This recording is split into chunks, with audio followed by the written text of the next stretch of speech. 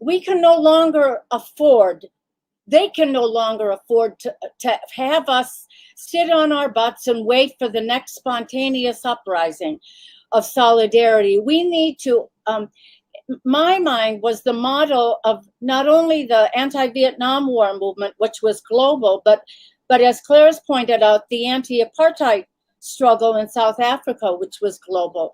We need to begin to organize a movement, and we call, I think August 5th is the first step in that, a movement that is global, collaborative, democratic, consistent, and that doesn't just do things like once a year on August 5th, but can help to initiate emergency protests at the Indian embassies on on when something happens in Kashmir, that can begin to organize forums and panels and debates on political prisoners, on the use of pellet guns against Kashmiris, on the suppression of journalism and journalists, on all of these things, the forced disappearance of Kashmiri youth, the mass graves.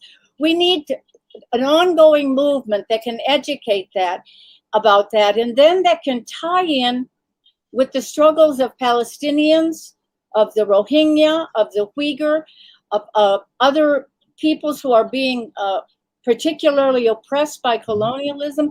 We can begin to develop this movement. It's a very grand vision, but it's absolutely essential at this time in history. We can't let Israel mow down the Palestinians like this without a consistent movement to defend them, or the Kashmiri, or the Rohingya. So that's our vision.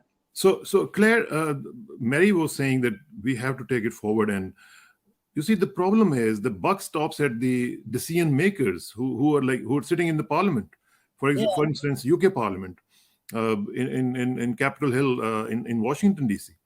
So they have to make decisions, and you see, we have been facing problems in approaching them. And as a matter of fact, this Kashmir issue was created by the UK, right? And I think the responsibility lies on them to fix it too, right? So what is your plan to convey these concerns to the parliamentarians and to the UK Parliament? Do you have any plan for that too? Yeah, absolutely. I mean, that's where we will take this to. And I mean, I very much believe as well, the politicians of the future are still to come through. They are young people right now. And so for this movement, I mean, as Mary was saying, what we've done, the process has become as important as the 5th. Yes. It's amazing the people that we have connected with and met.